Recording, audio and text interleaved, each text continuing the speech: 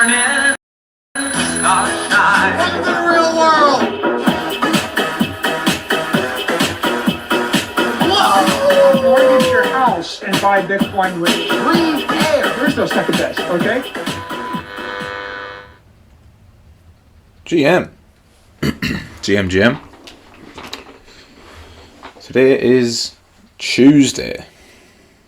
Let's do trade of the day. So we're going to put on these monthly levels, which are important. And looking at BTC, so it's come back to the Friday New York close, holding. It's moving back up here into the highs. I think that if it's gonna pull back, you probably want to look at this original area where we pushed into yesterday. If this is going to hold as resistance, you first want to see it retest. So it's too soon. Certainly don't want to be shorting it here. And you want to watch and see how does price react around this area. If you do see some kind of retest that holds, and this remains as a early day sweep and there's trapped longs above there, you're going to see price struggling around this area, whether it's like that or whether it's more of a choppy sideways. Regardless, once it gets back below the market structure break level and the September the September open, that is where you're looking at the highest probability for price to retest the New York close, and if it loses that level, head back down. We've had a move up, all the way from Sunday through Monday, so we've had 2 days really of upwards movement. That could be the start of an early trend towards these highs. So if it's able to flip this red zone, you'll see price pushing up towards 61.5. It's normal enough after we've seen this kind of lack of any kind of trending movements for the past while. It's normal to expect this one to fail. I wouldn't assume that this is going to fail again.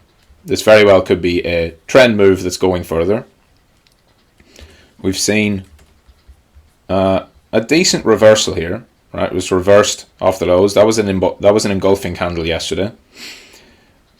We can definitely continue higher, and BTC could go as high as this 61.1.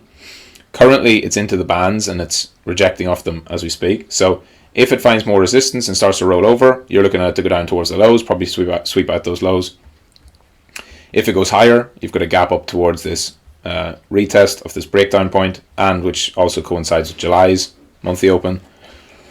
So remember, it's the start of the month, and remember that trending moves can continue further than you would think.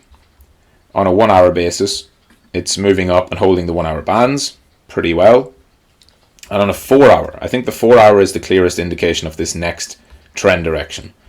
This is very important. So if I take this off for a second, if this move is going to go lower, you're probably going to see it fail at this point, drop back below these bands, and if it does that, you're looking at continuation down. It's trying its best to hold them and flip them. Now usually, whenever price is going to flip the bands to green, you would prefer to see it consolidate in around the bands like it was doing, but then from pushing through, putting in a pretty toppy reversal candle and then consolidating below that with the bands still red, that's a setup that quite often can fail.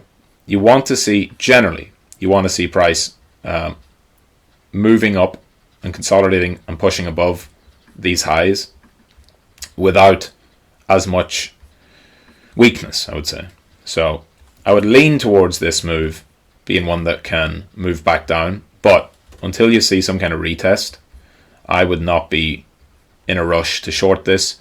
And I don't really see a whole lot of interesting longs here either, because basically since Bitcoin has been moving down, if I go and get the aggregate chart and we look at all of this consolidation at the lows, which we go over here, since this low here, so since the very bottom of this first move, this has not been a downtrend since this part, because when it goes down, it bounces back inside. When it tries to break down, it comes inside, and then most importantly, as it tried to break down here, it came back inside and broke above. So we have broken structure here, from the breakdown point, a couple of breakdown points, we've reclaimed them. So all of this is a consolidation right now. And so I'll be watching that as well. You're watching us now stuck in the middle of a value area for all of this distribution. And we need to see how that shakes out as well. So obviously, attempt to break higher and fail and come back inside will be the same thing. You're looking at value area low.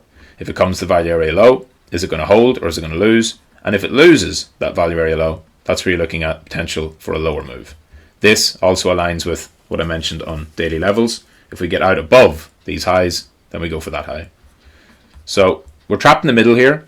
Don't diddle in the middle. Let price develop a little bit more. And the simple way of looking at it is there isn't a single obvious trade here. There's nothing that sticks out to me. And if you're trying to like find a trade here, it's going to be a bit leaning towards forcing a trade, which you don't want to see. And so I think we just want to be patient. What else? That's about it. Anything else, I'll let you know. Any updates, obviously, trading analysis or in one of the individual channels, I'll let you know too. So, that's it. GMGM. See you later on the live stream.